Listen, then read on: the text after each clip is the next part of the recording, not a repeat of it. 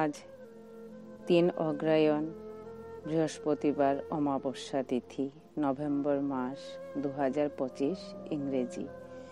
আমার বাবার ৮ নং ভুজ্জি নিবেদন ঠাকুরের নিকট।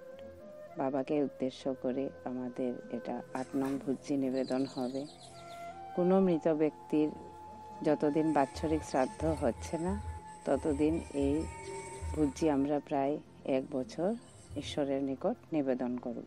এই উপলক্ষে আমি আমাদের নিত্যকর্ম শেষ করে ফুল তুলতে গেলাম। বিভিন্ন জায়গা থেকে ফুল তুলেছি। নভেম্বর মাস তো, তাই ফুলগুলো পাওয়াও অনেক কষ্ট হচ্ছে। বিভিন্ন জায়গা থেকে কিছুটা ফুল তুলেছি। আমাদের ভুজ্জিটা পুরোপুরি আমরা রেডি করে নিয়েছি বাবার উদ্দেশ্যে। আমরা ঈশ্বরের নিকট যেটা আমরা নিবেদন করতে যাব। আমরা এখন দুজনে মিলেই চলে যাচ্ছি মন্দিরে। আমাদের পরিবারের প্রত্যেকেই এই ভুজ্জি এক একবার নিয়ে গেছেন সদস্য, আমার ভাই বৌদি সবাই। এবারের পালা আমার স্বামী এবং আমার বাবার বড় জামাতার। সেই নিয়ে গেল ভুজ্জিটাকে কাঁধে করে মন্দিরে। আমাদের মন্দিরটা আমাদের বাড়ি থেকে কিছুটা দূর, তাই কিছুটা সময় লাগে যেতে সেখানে। আমরা প্রায় এসেই পড়লাম মন্দিরে।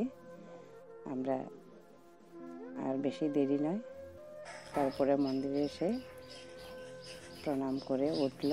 এখনো ফাটক খোলা হয়নি। প্রণাম সারল এবং